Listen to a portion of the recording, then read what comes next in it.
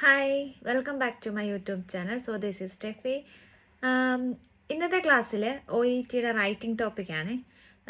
Writing topic എടുക്കാൻ കാരണം എന്ന് വെച്ചിട്ടുണ്ടെങ്കിൽ റൈറ്റിംഗ് ശരിക്കും പറഞ്ഞാൽ നമുക്കൊരു ബി ഗ്രേഡ് നല്ല സിമ്പിളായിട്ട് കിട്ടുന്ന ഒരു ടോപ്പിക്കാണ് റൈറ്റിംഗ്. അപ്പം എന്തുകൊണ്ടായിരിക്കാം ഒരു റൈറ്റിങ്ങിന് ബി ഗ്രേഡ് കിട്ടാതെ പോകുന്നത്? ഫസ്റ്റ് ഓഫ് ഓൾ എനിക്ക് പറയുകയാണെങ്കിൽ നമ്മൾ ആദ്യം പഠിക്കേണ്ടത് ടൈപ്പ് ഓഫ് ലെറ്റേഴ്സാണ്. പലതരം ടൈപ്പ് ഓഫ് ലെറ്റേഴ്സ് ഉണ്ട്. എന്ന് വെച്ചിട്ടുണ്ടെങ്കിൽ ഏറ്റവും മോസ്റ്റ് കോമൺ ആയിട്ട് കാണുന്നതാണ് റെഫറൽ ലെറ്റേഴ്സ്. ഇപ്പോൾ ഒരു ഫിസിയോതെറാപ്പിസ്റ്റിനായിരിക്കാം, ഡയറ്റീഷ്യനായിരിക്കാം, അല്ലെങ്കിൽ ഒരു ഒക്കുപേഷണൽ തെറാപ്പിസ്റ്റിനായിരിക്കാം, അല്ലെങ്കിൽ മറ്റൊരു ഡോക്ടർക്കായിരിക്കാം, അങ്ങനെ മറ്റ് ആൾക്കാർക്ക് റെഫർ ചെയ്യുന്ന ലെറ്ററുകൾ. പിന്നെ വരുന്നത് ഡിസ്ചാർജ് ലെറ്റർ. ഒരു നഴ്സിംഗ് ഹോമിലോട്ടോ അല്ലെങ്കിൽ ഒരു ഫിസിയോതെറാപ്പി സെൻറ്ററിലോട്ടോ അല്ലെങ്കിൽ റീഹാബിലിറ്റേഷൻ സെൻറ്ററിലോട്ടോ മറ്റോ എഴുതുന്ന, അല്ലെങ്കിൽ ഒരു കമ്മ്യൂണിറ്റി ഹെൽത്ത് നഴ്സിനോ ആർക്കും ആയിക്കോട്ടെ എഴുതുന്ന ഒരു ഡിസ്ചാർജ് ലെറ്റർ. പിന്നെ വരുന്നതെന്ന് വെച്ചിട്ടുണ്ടെങ്കിൽ എമർജൻസി അസസ്മെൻറ്റ് ആൻഡ് മാനേജ്മെൻറ്റിന് വരുന്ന ലെറ്ററുകൾ. എമർജൻസി അസസ്മെൻറ്റ് എന്ന് വെച്ചിട്ടുണ്ടെങ്കിൽ അറിയാലോ, ഒരു പേഷ്യൻറ്റിൻ്റെ ക്രിട്ടിക്കലായിട്ടുള്ള ഒരു സിറ്റുവേഷനിൽ കിടക്കുകയാണ്, അപ്പോൾ പെട്ടെന്ന് ഇമ്മീഡിയറ്റ് അറ്റൻഷൻ വേണമെന്ന് പറഞ്ഞ് എഴുതുന്ന ലെറ്റർ. പിന്നെ വരുന്നതെന്ന് വെച്ചിട്ട് ഹോം വിസിറ്റാണ്. നമ്മൾ ഒരു നഴ്സിനോടോ അല്ലെങ്കിൽ ഒരു ഫിസിയോതെറാപ്പിസ്റ്റിനോടോ മറ്റും നമുക്ക് ഇങ്ങനെ ഒരു പേഷ്യൻ്റ് ഇവിടെയുണ്ട്, ഇന്ന് ഡിസ്ചാർജ് ആവുകയാണ്, അപ്പോൾ ആ പേഷ്യൻറ്റിൻ്റെ ഒരു ഹോം വിസിറ്റ് വേണമെന്ന് പറഞ്ഞ് എഴുതുന്ന ലെറ്റർ. പിന്നെ നോൺ കേസ് ലെറ്റേഴ്സ്. ഇങ്ങനെ തുടങ്ങി പലതരം ലെറ്റേഴ്സ് ഉണ്ട്. അപ്പോൾ നമ്മൾ ആദ്യം ഒരു ലെറ്റർ എഴുതി പഠിക്കുമ്പോൾ ആദ്യം ഐഡൻറ്റിഫൈ ചെയ്യുക. ഒരു ക്വസ്റ്റ്യൻ നിങ്ങളുടെ കൈ കിട്ടിക്കഴിയുമ്പോൾ ആദ്യം ഐഡൻറ്റിഫൈ ചെയ്യുക ഏത് ടൈപ്പ് ഓഫ് ലെറ്ററാണ് ഇതെന്ന്. ഇനി നെക്സ്റ്റ് അടുത്ത പോയിന്റ് വെച്ചാൽ based upon the type of letter. ഏത് തരം ടൈപ്പ് ഓഫ് ലെറ്റർ ആണോ അതിനനുസരിച്ചിട്ട് വേണം നിങ്ങൾ റിലവൻ്റ് പോയിന്റ്സ് ഐഡൻറ്റിഫൈ ചെയ്യാൻ. ഇപ്പോൾ സപ്പോസ് ഒരു എക്സാമ്പിൾ പറയാം, ഒരു ഡോക്ടർക്ക് എഴുതുന്ന ലെറ്ററിനെ പോലെയല്ല ഒരു ഒക്കുപേഷണൽ തെറാപ്പിസ്റ്റിന് എഴുതേണ്ടത്.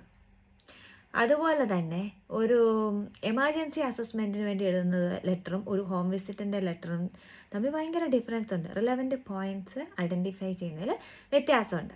അപ്പോൾ എന്തുകൊണ്ടാണ് റിലവൻ്റ് പോയിന്റ്സ് ഐഡൻറ്റിഫൈ ചെയ്യേണ്ടത് എന്ന് പറയുന്നത്? ഇപ്പോൾ ഞാൻ പറയാം, ഒരു ഇമ്മീഡിയറ്റ് ആയിട്ട് അസസ്മെൻറ്റ് ആവശ്യമുള്ളൊരു പേഷ്യൻറ്റിനെ പ്രസൻറ്റ് പ്രോബ്ലമാണ് നമ്മൾ ഫസ്റ്റ് ഫോക്കസ് ചെയ്യേണ്ടത്.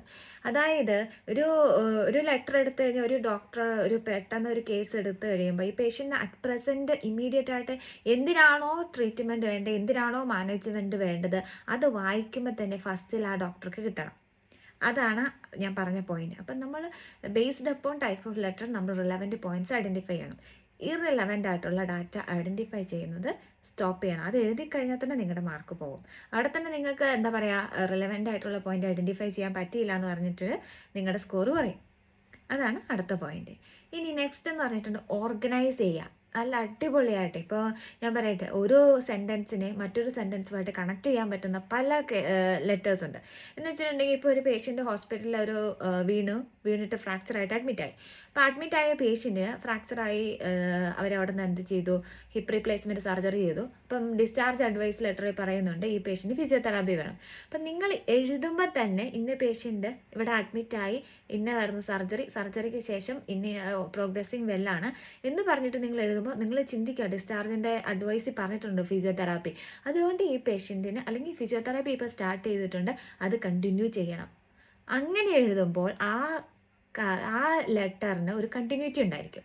അപ്പം നമ്മൾ എന്ത് ചെയ്യണം, കണക്ട് ചെയ്യാൻ പഠിക്കണം. ഒരു സെൻറ്റൻസിനെ മറ്റൊരു സെൻറ്റൻസുമായിട്ട്, അല്ലെങ്കിൽ നിങ്ങൾക്ക് തന്നിരിക്കുന്ന റിലവൻ്റ് പോയിന്റ്സിനെ ഐഡൻറ്റിഫൈ ചെയ്ത് അതിനെ കണക്ട് ചെയ്ത് എഴുതാൻ പഠിക്കണം. അതാണ് അടുത്ത പോയിന്റ് എനിക്ക് പറയാനുള്ളത്. ഇനി അടുത്തൊരു പോയിന്റ് ഇതല്ലാതെ വേറൊരെണ്ണം പറയാം. Different type of sentences construct ചെയ്യണം. എങ്ങനെയാണ്? അതായത് ഒരെണ്ണം നിങ്ങൾക്ക് ടൈപ്പ് ഓഫ് എന്താ പറയുക സെൻറ്റൻസസ് ഉണ്ട് അല്ലേ, അതായത് കോംപ്ലക്സ് സെൻറ്റൻസസ് ഉണ്ട്, കോമ്പൗണ്ട് സെൻറ്റൻസ് ഉണ്ട്. അങ്ങനെ നിങ്ങൾ ഓരോ ടൈപ്പിൽ വേണം നിങ്ങൾ ഓരോ സെൻറ്റൻസ് കൺസ്ട്രക്ട് ചെയ്യാൻ. എന്ന് വെച്ചിട്ടുണ്ടെങ്കിൽ അത് അസസ് ചെയ്യുന്ന സമയത്ത് അത് എക്സാമിനർക്ക് അറിയാം നിങ്ങൾക്ക് ഈ ടൈപ്പ് ഓഫ് സെൻറ്റൻസസ് ഒക്കെ കൺസ്ട്രക്ട് ചെയ്യാൻ അറിയാം, അല്ലെങ്കിൽ നിങ്ങൾ നല്ലവണ്ണം നിങ്ങൾക്ക് ഇംഗ്ലീഷ് എഴുതാൻ അറിയാം. നിങ്ങളുടെ റൈറ്റിംഗ് സ്കില്ലാണ് അത് അസസ് ചെയ്യുന്നത് അല്ലേ.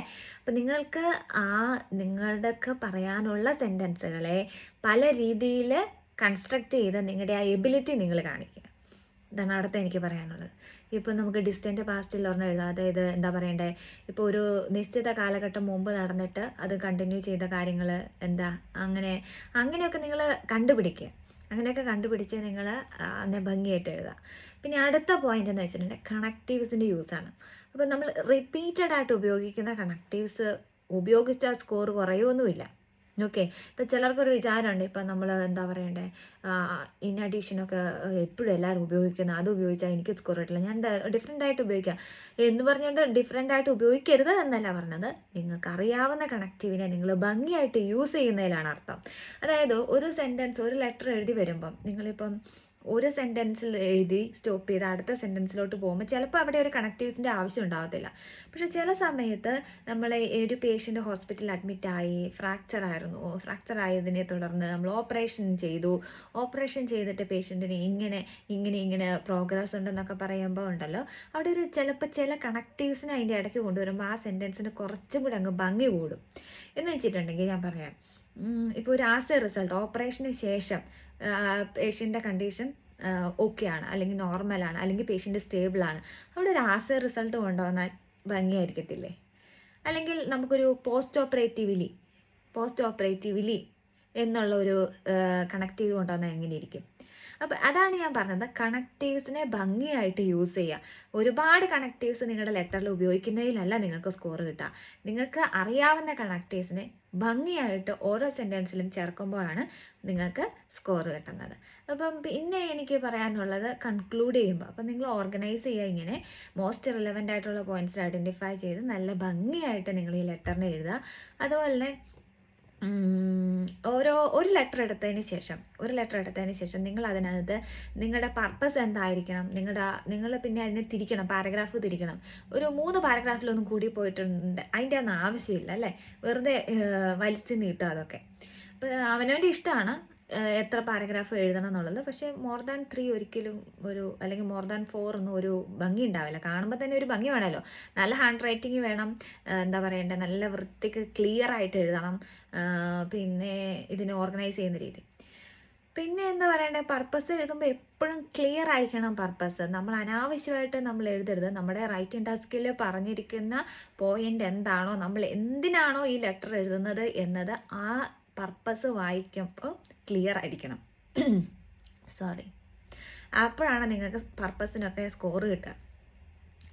ഒരു ലെറ്റർ കിട്ടി, അതിൻ്റെ പർപ്പസ് വായിക്കുമ്പോൾ തന്നെ നമ്മൾ എന്തിനാണ് എഴുതിയെന്ന് ഓൾറെഡി കിട്ടിക്കഴിഞ്ഞു. അതാണ് നമ്മൾ ഫോക്കസ് ചെയ്യേണ്ടത്. ഇത് റീഡ് ചെയ്യുന്ന ആൾ നമ്മുടെ ഈ ലെറ്ററിന് അവർക്കൊരു ആൻസർ കീ ഉണ്ടായിരിക്കും അല്ലേ. അപ്പോൾ അവർ പറഞ്ഞിട്ടുണ്ടായിരിക്കും ഇന്ന പോയിന്റ് അല്ലെങ്കിൽ ഇന്ന ഇത് കാര്യം ആ പർപ്പസിൽ വന്നിട്ടുണ്ടോ, എന്നെങ്കിൽ നിങ്ങളുടെ പർപ്പസ് മീനിങ് ഫുള്ളായി എന്ന് വരും. അപ്പം നമ്മൾ ഫോക്കസ് ചെയ്യേണ്ട അതാണ്, നമ്മുടെ ലക്ഷ്യം തന്നെ അതാണ്. എന്താണ്, നമ്മുടെ പർപ്പസ് വായിക്കുമ്പോൾ തന്നെ എക്സാമിനർക്ക് അത് മനസ്സിലാവണം. അതാണ് നമ്മൾ ഫോക്കസ് ചെയ്യേണ്ടത്. എന്തായിരുന്നു, എന്തിനു വേണ്ടിയായിരുന്നു ആ ലെറ്റർ, എന്താണ് പേഷ്യൻറ്റിന് പറ്റിയത്, ഇതിൻ്റെ ഒരു ചുരുക്കമായിരിക്കണം നിങ്ങളുടെ പർപ്പസ്. പിന്നെ വരുന്നത് ഫസ്റ്റ് പാരഗ്രാഫ്, സെക്കൻഡ് പാരഗ്രാഫ്, അതേ തുടർന്ന് വരുന്ന കൺക്ലൂഷനും കാര്യങ്ങളൊക്കെയാണ്. അപ്പം ഫസ്റ്റ് പാരഗ്രാഫിൽ മോസ്റ്റ് കോമൺലി ഞാൻ റെക്കമെൻഡ് ചെയ്യുന്നത്, based on the type of letter, ഒരു ഇമ്മീഡിയറ്റ് അസസ്മെൻ്റ് ആണെങ്കിൽ പേഷ്യൻ്റെ പ്രസൻറ്റ് കണ്ടീഷൻ വെച്ച് എഴുതുക, എന്താണ് സംഭവിച്ചത്, എന്തിനാണ് ഇപ്പോൾ എഴുതുന്നത് എന്ന് വെച്ചെഴുതുക. ബട്ട് ഒരു ഓൺ ഗോയിങ് ട്രീറ്റ്മെൻറ്റ്, ഒരു പേഷ്യൻറ്റിന് ഒരു കണ്ടിന്യൂസ് ആയിട്ടുള്ള ഒരു ട്രീറ്റ്മെൻറ്റ് നടന്നുകൊണ്ടിരിക്കുകയാണ്, അപ്പോൾ അതിനെ തുടർന്നുള്ള ബാക്കി ട്രീറ്റ്മെൻറ്റും വേണം എന്ന് അങ്ങനത്തെ ടൈപ്പ് ഓഫ് ലെറ്റേഴ്സ് ആണെങ്കിൽ ഒരിക്കലും അങ്ങനെ എഴുതാൻ പാടില്ല. അത് നമുക്ക് പേഷ്യൻ്റ് എങ്ങനെയാണ് തുടങ്ങിയത്, അതേ തുടർന്നുണ്ടായ പ്രോഗ്രസ്സുകൾ എങ്ങനെയാണ്, ആൻഡ് അറ്റ് പ്രസൻറ്റ് പേഷ്യൻ്റെ കണ്ടീഷൻ എങ്ങനെയുണ്ട്, അങ്ങനെ എഴുതി പോകുന്നതായിരിക്കും നല്ലത്. അപ്പോൾ അതാണ് ഞാൻ പറഞ്ഞത്, നിങ്ങൾ ഓർഗനൈസ് ചെയ്യുന്ന രീതിയിലാണ് എല്ലാം ഇരിക്കുന്നത്. ഇതിനകത്ത് ഇമ്പോർട്ടൻ്റ് പോയിന്റ്സ് കണ്ടുപിടിച്ച് നല്ല ഭംഗിയായിട്ട് കണക്ട് ചെയ്ത് different type of sentence constructions കൊണ്ടുവന്നിട്ടുണ്ടെങ്കിൽ നിങ്ങൾക്ക് റൈറ്റിങ്ങിന് ബി ഗ്രേഡ് തന്നെ കിട്ടും. താങ്ക്